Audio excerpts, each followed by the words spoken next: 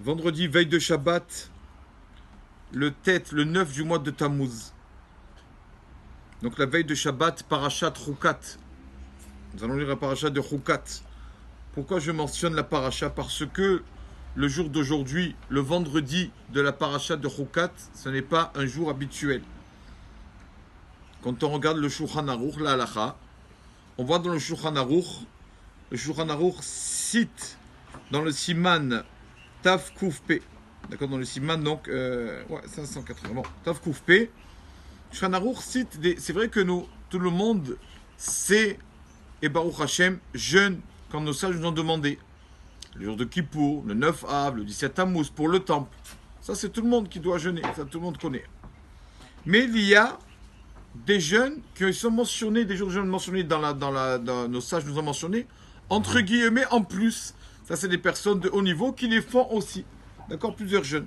Par exemple, le 10 Nissan, quand Myriam est décédée. Par exemple, d'accord, plusieurs jeûnes. Et le Shulchan Aruch nous dit, comme ça, il ramène le Shulchan Aruch au nom d'un Rav qui s'appelle le Kolbo, qui dit que il y en a qui jeûnaient tous les lundis et jeudis parce qu'on n'a pas le temple. Comme ça, il y a des grands, des rabbins, des tzadikim, des pieux, jeûnaient tout lundi et jeudi parce qu'on n'a pas le Beth Amikdash et parce que la Torah a brûlé. Alors, qu'est-ce que ça veut dire que la Torah a brûlé? Bon, c'est sûr parce qu'on est en exil. Mais il ramène ici le Mishnah Berurah, c'est le Magen Avraham aussi. Donc, c'est le Chafetz Chaim qui écrit le Mishnah Berurah. Rabbi Israël Mirakouen.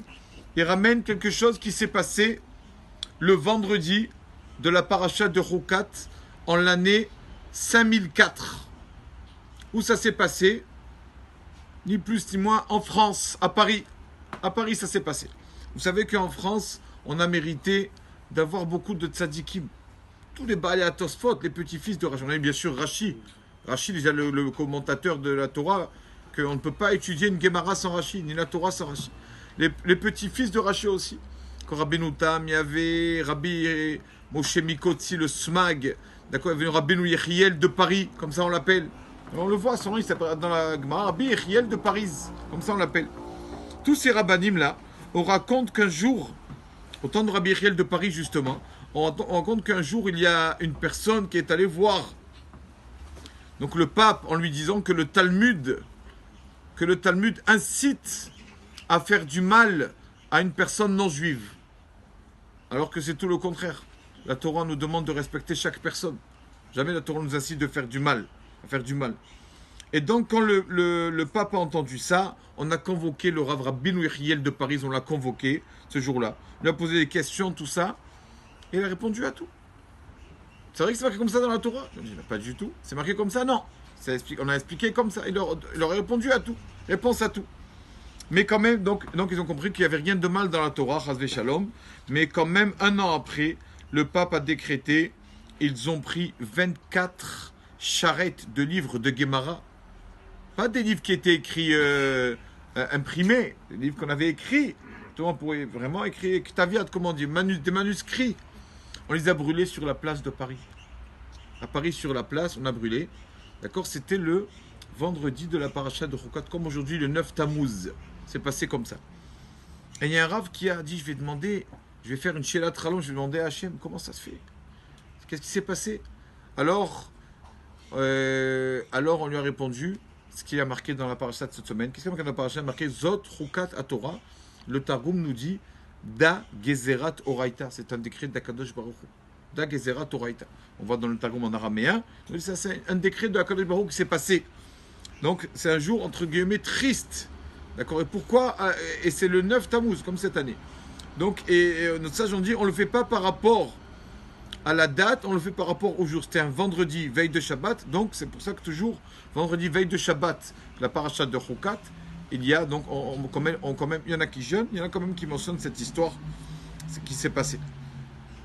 Aussi, il y a quelques rabbanim. Nous, on ne peut pas se permettre de dire ça, mais c'est pas nous, c'est les rabbanim qui écrivent que avant cela, vous savez qu'il y avait le Rambam. Tout le monde connaît Maïmonide, le Rambam.